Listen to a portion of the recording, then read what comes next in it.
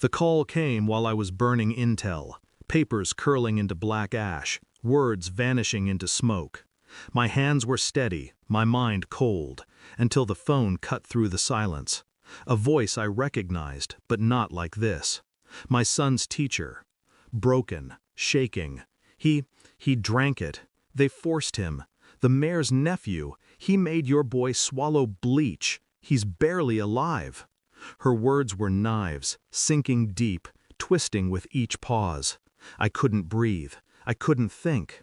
Then my commander stepped into the room. He saw my face. He didn't ask. He just listened as I repeated it. Slowly. Deadly. The color drained from him. The mayor? His tone was low, but his eyes were already flames. The same mayor protecting traffickers? He walked to the vault. Metal groaned. He set the key in my hand. Make it biblical.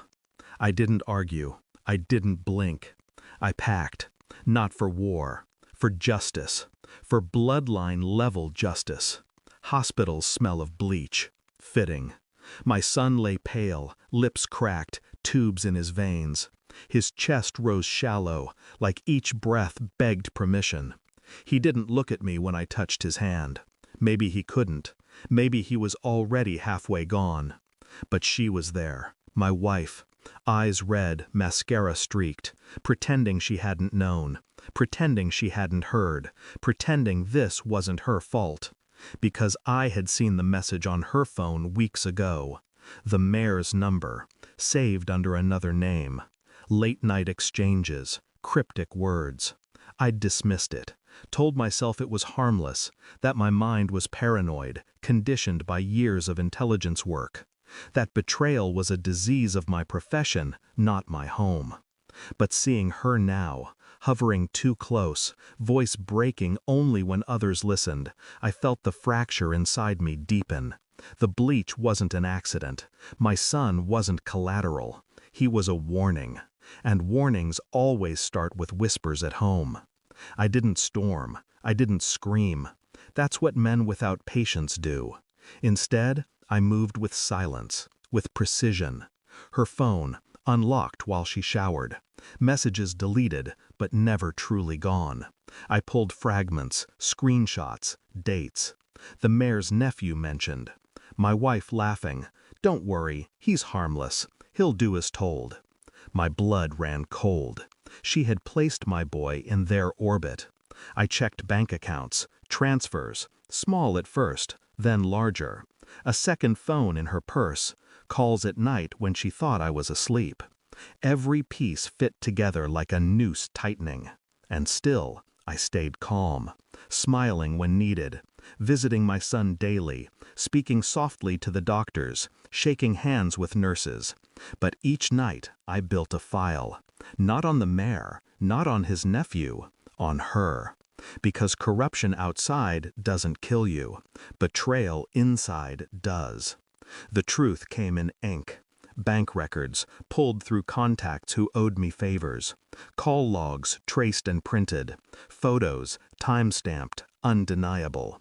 Her name beside his. Transactions, conversations. The mayor funding her through shell accounts.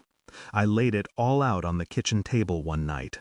No words, just papers. She walked in, freezing as her eyes caught the first page. Her lips parted, ready for denial. I slid the last sheet across the wood. Stop, I said. Just one word. Her mouth trembled, her eyes watered. Not guilt, fear. I didn't shout, I didn't strike. I simply watched the collapse. The realization she'd been seen, dissected, exposed. The walls didn't need to close in. I already had. The mayor thought he owned the night. His nephew thought bleach could silence bloodlines. My wife thought betrayal would remain hidden.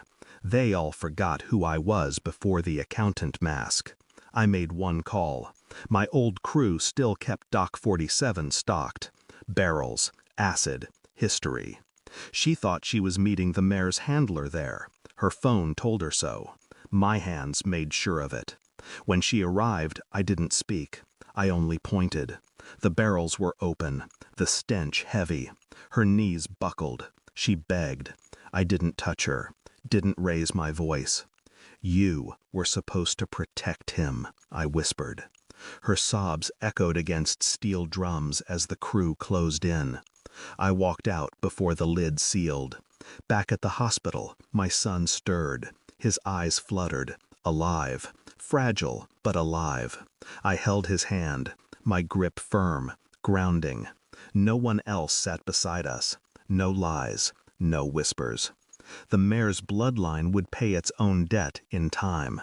Corruption always eats itself. I didn't need to force it, but betrayal in my house had already been dealt with.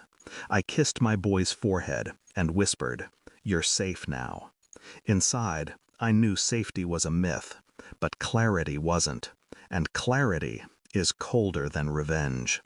I walked out of that hospital into the night, lighter than I'd felt in years, because love can be broken, trust can be poisoned, but betrayal can be burned clean. Thanks for watching. Don't forget to like, share, and comment. Subscribe now to Cheating Stories Insight World for more amazing stories.